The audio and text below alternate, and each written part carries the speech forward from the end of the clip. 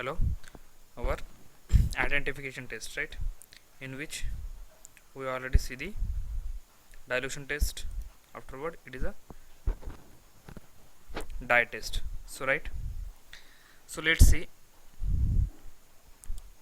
If the continuous phase show red color and dispersed globules show colorless, that time we will call it or recognized, we will recognize that is WO type of emulsion, right. In case of dispersed globules shows red color and continuous phase colorless, we will call it OW type of emulsion, right. Means whatever actually the main role of in which for the dye test, scarlet red dye plays a very important role, right, because scarlet red has a property which is soluble in oil only, not in water, right. Means let's see, this is the one slide, right, after addition of scarlet red into a emulsion and proper with a proper mixing, and we have to take a small amount of that emulsion on a slide, microscope slide, and we have to observe it, right.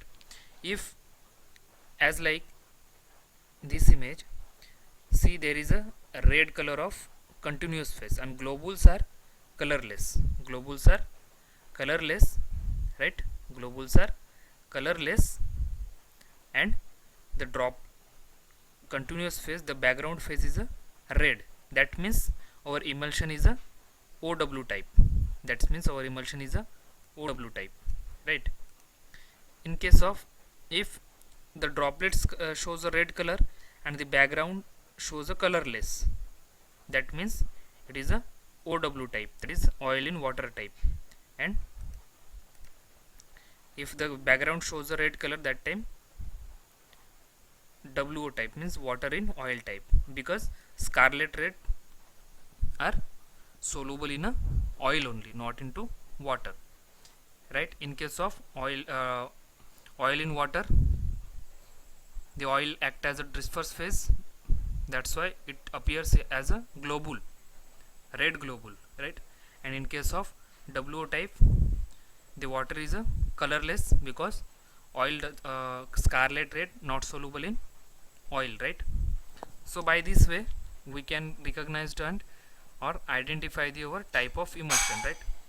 So this is the one also the easiest way to identify, easiest and accurate way. Actually it is a very accurate than dilution test, right. It is a very accurate than a dilution test. We can properly identify the our emulsion, right. So it also this procedure we will also be perform in our practical also, right. So afterward our another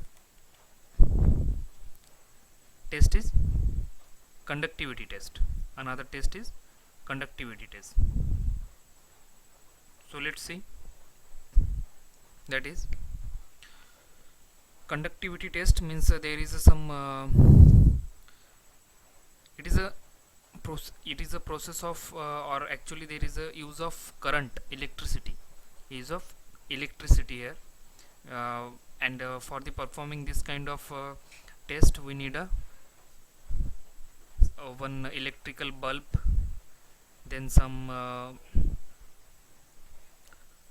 electrode, then beaker, then bulb, right.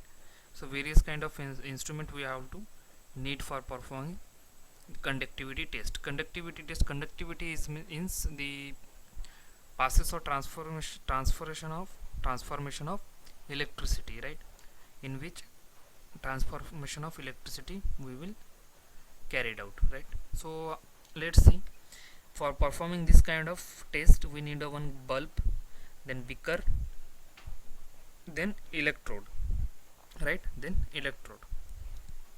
So let's see what happened. Water is a good conductor of electricity but oil is not, right. As we know our electricity are easily and smoothly or right goes through the water, that means water is a good conductor of our, means from the water electricity easily pass, right? But from the oil electricity does not pass properly, means oil is a bad conductor of electricity, right? So let's see happen. This test performed by dipping pair of electrode connected by a bulb in a emulsion. If the bulb glow, that means OW type of emulsion. If not glow, that means WO type of emulsion, right? So what happened? We have to take a one beaker and add some amount of emulsion, right? And put, also we have to put a pair of electrode, that is one positive and negative, and that electrode should be connected with a bulb, right? If the bulb become glow, that time we will call it our emulsion is a OW type, right? Because the OW type emulsion contain a large amount of water.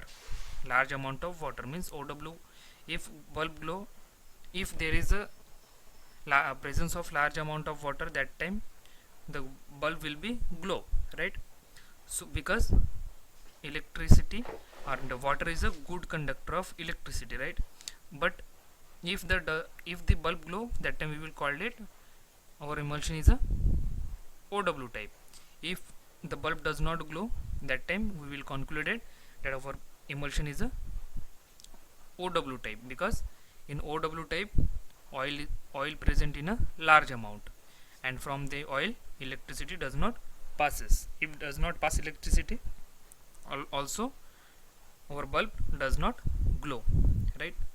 So by this way we can also identify the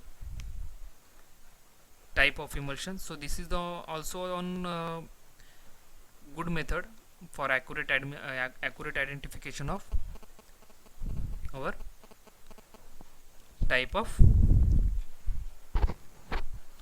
emulsion, right? So I think you are understand, right? And so we have to stop here, and the remaining portion, that is our fluorescence test, we will discuss in our next lecture, right? So thank you.